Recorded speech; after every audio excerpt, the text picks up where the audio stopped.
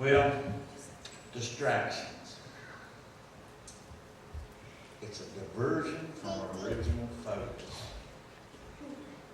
Means we started out to do something and something along the way changed where we was going. Now the way I see it, something got in the way to get us steered off in the wrong direction or in the right direction. Right? Now what two things could get us steered off in a right or a wrong direction? Number one, Satan. The other one's God. There seems like in this book that there ought to be something that talks about distractions. Remember H.C. Bowman? Last time he was here? Well, I was in the shower. And I was thinking about all this stink I was washing off, and then I thought about where I was yesterday. I was at the hog lot. I can't say hog lot quite the way he does. But that's where I was.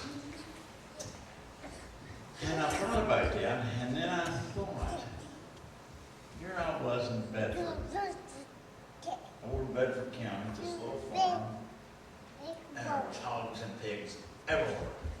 Man said he had 64 of them. Now, where else have I heard a story about pigs? And I thought about Luke, chapter 15, verses 11 through 24. Remember that story about this prodigal son? It starts off and it says, a certain man had two sons, and the younger of them said to his father, give me the portion of the goods that fall to me. And he divided them to his living. And not many days after, the younger son gathered them all together, took a journey into far country. And there he wasted his substance, his money, with righteous living. And when he had spent all of his,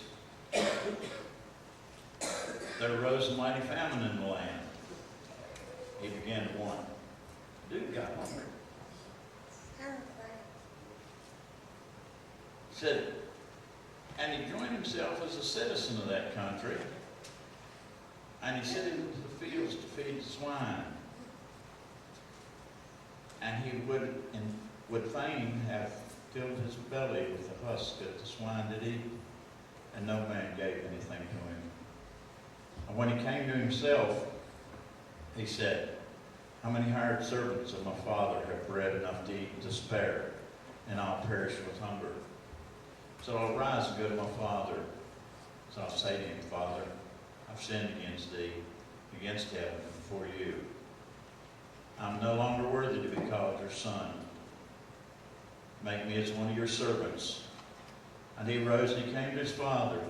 When he was yet a great ways off, his father saw him. He had compassion. And he ran, he fell on his neck and kissed him. And the son said to him, Father, said, I knew I'd sinned against heaven, and said, in your sight, I'm no longer worthy to be called your son. Father said to his servants, bring forth the best robe, put on him. Said, put a ring on his hand, shoes on his feet. And said, bring the fatted calf and kill it, and let us eat and be merry. Distractions. Now, what could have distracted that son that he said, Dad, I want what I got coming to me, and I want it now. I don't wait till you die. I was down the street just yesterday, and I saw this absolutely gorgeous BMW. And I want that BMW. And I saw this little condo down on the beach, down on the Mediterranean Sea there. And I thought that would be a real good party place. So I need my money and I need it now. All this fun's going to go by me. I'm going to miss something if I don't do it now. Well, Dad said, all right, gave him money. He run down, got his BMW, and he left. He went off to this other country. He's distracted. He's looking at all this stuff of the world.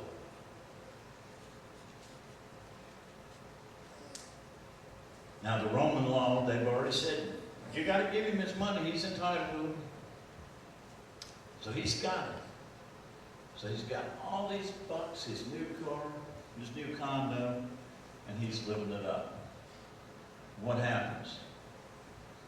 It's kind of like things happened here in this country just a few years ago. The economy just went down the tubes. And his money didn't last. He couldn't get a job. So he had to say, okay, look, I'll be a citizen in your country. It's kind of like selling your soul to the devil. And I'll do whatever you want me to do here. And they said, good, well, since you're not from this country and you're a new citizen, we'll let you feed the hogs. Well, now here's this young fella down there. I just kind of, I see this guy looks a lot like Elvis Presley's hair coming back, and he's down there trying to walk through the hog lot. And now he's done got hungry. Now, can you imagine how long it took him to reach down in that hog lot?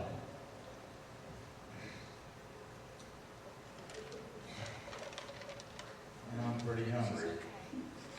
Get a handful of them husks. His distraction had been costing him everything he had. And that done lowered him down to just as far down as he could go. Right down to the absolute bottom, eating with the hogs. Now he starts to come to his senses now, because on the other hand, here's God talking to him and saying, you had it good where you was. So he said, well, I'll go back and I'll talk to my dad, tell him I lost the BMW, lost the apartment, lost everything else, but if you'll make me one of your servants, I'll do the best I can. Because being a servant to his dad was a whole lot better than what he had. And what happened? Surprised the heck out of him. Dad out welcomed him right back. You think what the father did when the son came back? Here's this dirty, ragged, smelly brat that left. He came home, and before he could even say, Dad, I'm sorry, Dad had already forgiven him. Dad told the servants to get the ring and put the ring on him. Now, the ring that he put on him wasn't this little round band of gold. It had a seal on it. And what did that seal do for that boy?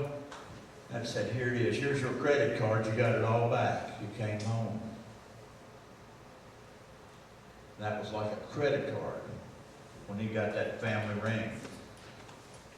That's what God does to us when we stray off. When we get distracted, God says, here's the ring, here's the credit card, you got your inheritance back. God forgives us, God treats us just exactly like that father treated his son. He'll treat Israel